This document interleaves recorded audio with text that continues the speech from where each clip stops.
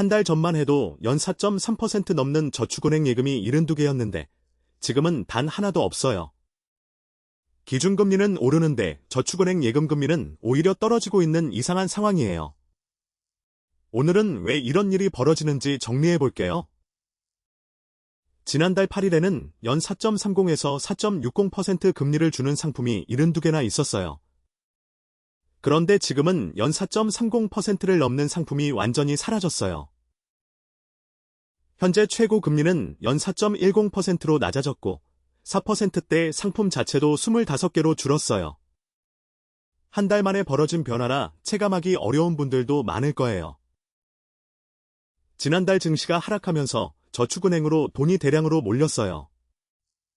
저축은행들은 1년 뒤 이 돈이 한꺼번에 만기가 돌아오면 유동성 부담이 커질 걸 우려하고 있어요.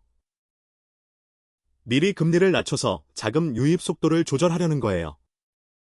급하게 돈이 몰리면 나중에 한꺼번에 이자를 줘야 하는 부담이 커지기 때문이에요. 저축은행은 예금으로 모은 돈을 대출로 굴려서 수익을 내는 구조예요. 그런데 정부의 가계부채 관리로 대출을 늘리기 어려운 상황이에요. 대출을 늘릴 수 없으니 예금을 많이 확보할 필요도 줄어든 거예요. 그러다 보니 금리를 올릴 이유도 자연스럽게 사라졌어요. 1년 만기 평균 금리는 연 3.76%인데 3년 만기는 연 2.96%로 0.80%포인트나 낮아요. 장기로 묶어두는 게 오히려 불리한 구조예요. 2022년 8월부터 짧은 만기 상품에 더 높은 금리를 주는 구조가 계속 이어지고 있어요.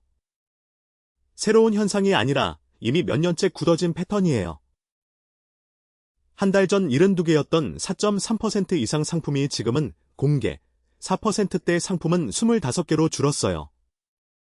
1년 만기 평균은 3.76%, 3년 만기 평균은 2.96%예요.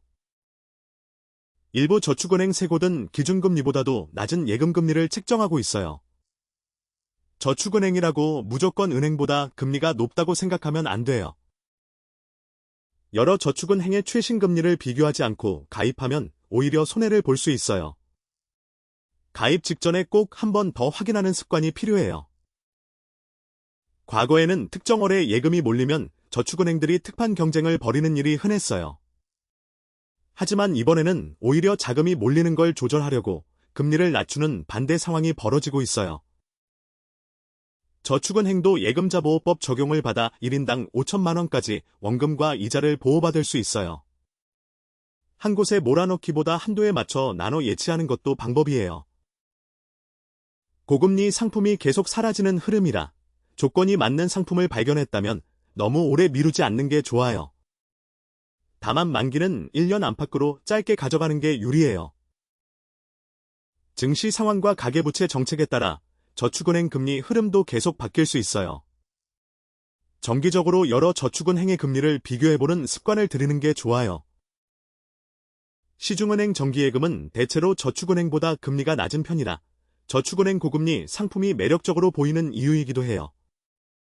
다만 은행별 예금자 보호 한도는 동일하게 5천만 원이라는 점도 함께 기억해두세요.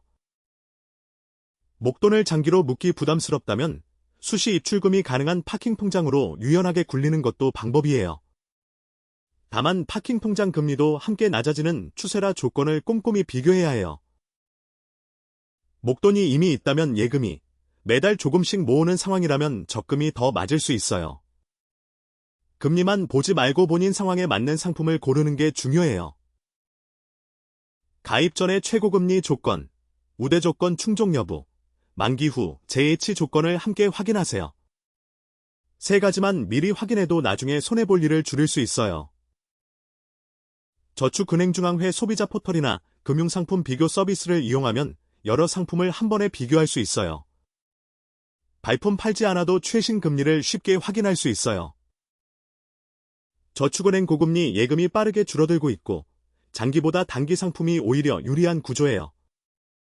비교 없이 가입하기보다 지금 상황을 정확히 파악하고 결정하는 게 중요해요. 목돈을 저축은행에 예치할 계획이라면 여러 곳의 최신 금리를 꼭 비교해보세요. 장기보다는 1년 만기 위주로 예금자 보호 한도 안에서 분산 예치하는 게 안전해요. 공감과 댓글, 이후 추가 부탁드려요.